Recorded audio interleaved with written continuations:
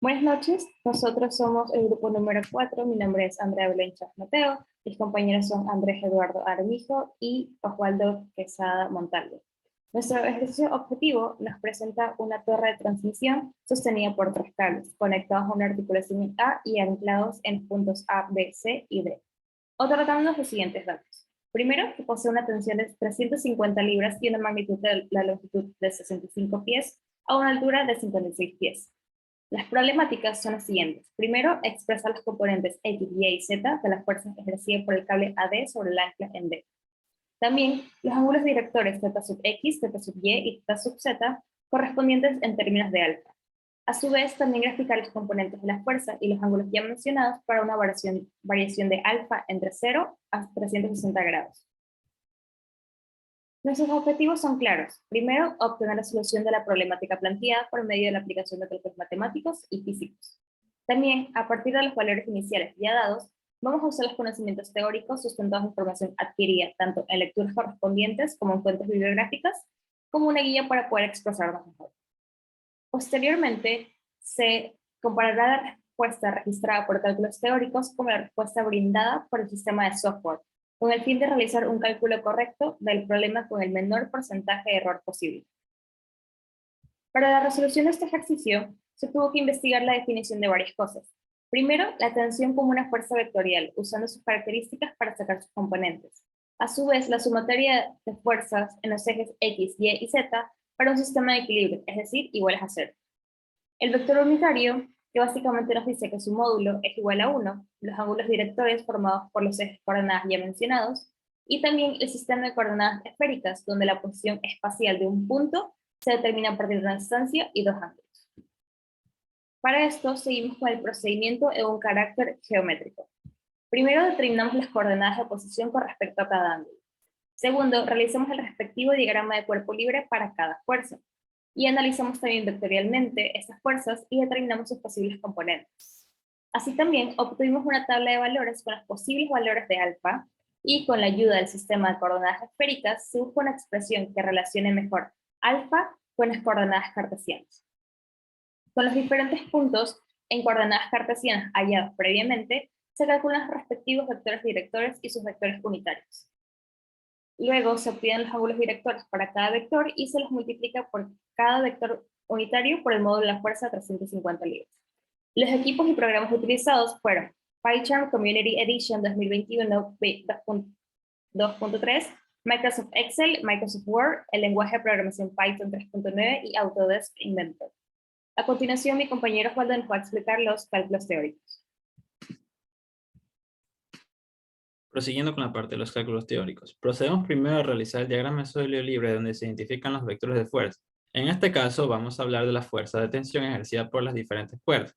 La cuerda de interés en el ejercicio planteado es la cuerda que va desde el punto D hasta el punto A, la cual tiene una longitud de 65 pies y en total el sistema tiene una altura de 56 pies. De modo que como todas las cuerdas comparten un vértice en común y se abre hacia diferentes lados, podemos decir que el sistema de coordenadas esférico nos va a ayudar en este caso para facilitar el ejercicio. Primero debemos identificar los componentes rectangulares a calcular, porque la tensión calculada de acuerdo a las leyes de Newton trabaja con componentes rectangulares, como se ha aprendido en los semestres anteriores. Entonces, con el fin de obtener la proyección deseada, vamos a cambiar el signo de z, y su lugar será menos z, debido a que moveremos el punto de origen de referencia. Ahora ya no será el original, sino que ahora será el punto A. Y ahora sí, obteniendo la proyección deseada, procedemos a calcular los diferentes ángulos. Como sabemos, el sistema de coordenadas esférico está dado por el radio, por el ángulo θ y el ángulo φ. ¿Cómo se calcula el ángulo φ? Bueno, el ángulo φ únicamente depende del valor de z, la cual es la altura, y la distancia o radio, como se le conoce. El ángulo φ se calcula a través del arco coseno de lo que sería la altura dividido para el radio. Reemplazando esos valores, obtenemos que el ángulo φ va a ser igual al arco coseno de menos 56 sobre 65. ¿Cómo calculamos el ángulo alfa? El ángulo θ a partir de alfa. En este ejercicio el ángulo θ puede ser calculado de forma directa. Simplemente es la diferencia entre 270 menos lo que sería el valor asignado a alfa. ¿Por qué 270? Porque en este ejercicio puntual sabemos que el ángulo θ se calcula a partir del eje positivo a las X en dirección antihoraria. Entonces, así es como lo calculamos. La dirección en la que toma el ángulo θ menos lo que sería el ángulo alfa nos daría lo que sería el ángulo final que usaríamos dentro de las ecuaciones. Y aquí estaría phi. Phi se calcula a partir de z en proyección hacia el z negativo en dirección antihoraria. Para poder utilizar θ debemos en las ecuaciones, primero hay que convertir los ángulos sexagesimales a radianes. En el ejercicio nomás esto consiste en multiplicar el ángulo obtenido por pi dividido para 180. ¿Cómo se calculan las coordenadas x, y z? Bueno, se calcula la coordenada x es igual a 65, lo cual sería el radio por el coseno de lo que sería el ángulo θ por el seno de phi. Y se calcula por el radio por el seno de lo que sería θ por el seno de phi. Y z es igual a el radio por el coseno del ángulo phi. ¿Cómo se calculan los vectores directores? Una vez obtenidos los distintos puntos que nos darían los cálculos anteriores, entonces se procede a calcular los vectores directores, el cual une el dicho punto encontrado con el origen. Como la tensión al punto de apunta hacia el punto de origen, el cual sería P sub 0, sería 0,0,0, el vector director se calcula de la siguiente manera. Simplemente la diferencia entre 0 y la componente de dicho punto, lo cual da como resultado el mismo punto, pero con todas sus componentes en negativo. El cálculo del vector unitario. Una vez obtenidas las componentes del vector director hallado en el ejercicio previo, entonces se procede a hallar el respectivo valor del vector unitario. Para esto, dividimos cada componente del vector director para la magnitud del mismo vector. En este caso, la magnitud es constante y está dada por el valor de 65 pies, la cual es la longitud de la cuerda. ¿Cómo se calcula el vector tensión? Una vez obtenido el vector unitario, el cual el módulo es 1 en el ejercicio anterior, simplemente ese vector unitario se lo multiplica por lo que sería el módulo de la tensión, el cual es 350 libras. Y así obtenemos el vector de la tensión. ¿Cómo se calculan los ángulos directores? Bueno, el ángulo director, una vez hallados los componentes anteriormente, procedemos a aplicar la fórmula correspondiente. Para hallar el ángulo de x, θx, sería el coseno de θx es igual a la componente en y dividido por el módulo de dicho vector. Para hallar θy, el coseno de θy va a ser igual a la componente en z dividido por el módulo del vector y la componente en z de θ va a ser igual a la componente en x dividido por el módulo del vector. El ángulo director en términos de alfa.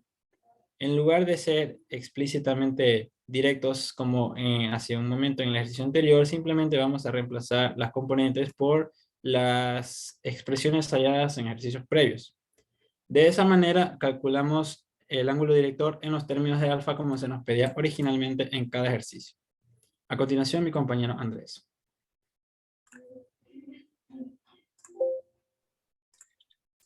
Buenas noches. Como podemos ver a continuación, estoy mostrando los cálculos computacionales para los cuales se utilizaron el programa de PyCharm y también el lenguaje de programación de Python 3.9. Se utilizaron varias bibliotecas muy conocidas como lo pueden ser NumPy o Matplotlib. A continuación, podemos ver unas gráficas que se generaron gracias a estos cálculos computacionales, con el objetivo de poder relacionar mucho lo que es los componentes del vector tensión, tanto en X, Y y Z, y compararlos con nuestros valores teóricos en los cálculos ya mencionados anteriormente, ya que los cálculos computacionales son mucho más precisos que nuestros cálculos teóricos. Así podemos ver aquí el porcentaje de error que hay en cada una de las componentes en esta tabla, y a continuación las cintas gráficas también fueron generadas a partir del programa computacional. En la figura 5, 6 y 7 se muestra la comparación de la variación del ángulo alfa versus las tensiones en los componentes Z, X y Y respectivamente. En las figuras 8, 9 y 10 podemos ver la variación del ángulo alfa versus el ángulo θ en las componentes Z, X y Y respectivamente. Ahora lo que vale la pena recalcar es el comportamiento que tienen estas gráficas, ya que podemos ver que las figuras 5 y 6 son inversamente proporcionales. Mientras los valores de una tienden a subir, las otras empiezan a descender. Sin embargo, la figura 7 se mantiene constante. Asimismo, la figura 8 y la figura 9 también son inversamente proporcionales. En cambio, en esta ocasión, estos valores están disminuyendo y estos valores de acá están aumentando. Y asimismo, la figura 10 guarda relación junto con la figura 7, ya mostré anteriormente, porque ambos son constantes. ¿Y a qué se debe esto? Se debe a que estos valores son estrictamente relacionados a nuestro valor de el ángulo phi, el cual, como mencionó mi compañero Osvaldo anteriormente, es constante. Asimismo, toda esta información se la puede ver recopilada en esta tabla, en donde se muestran los valores de los vectores unitarios para la variación del ángulo alfa, y asimismo una tabla hecha también para las mismas variaciones del ángulo alfa de 0 a 60, pero ahora con los vectores de tensión completos. Bueno, este fue el análisis de resultados. Ahora, para concluir, podemos decir de que gracias a nuestros conocimientos adquiridos en clase, tanto teóricos como las lecturas respectivas a nuestras fuentes bibliográficas citadas ya antes, pudimos realizar la formulación de nuestro problema y dar la solución a la misma. Asimismo, también con los conocimientos adquiridos en materias anteriores, como lo pueden ser fundamentos de programación, pudimos comprobar que el software empleado da una solución efectiva a nuestro problema. Y por último, que los cálculos teóricos y los brindados por el software guardan una gran similitud, por lo cual el resultado obtenido a partir de los cálculos teóricos es bastante correcto. Muchas gracias.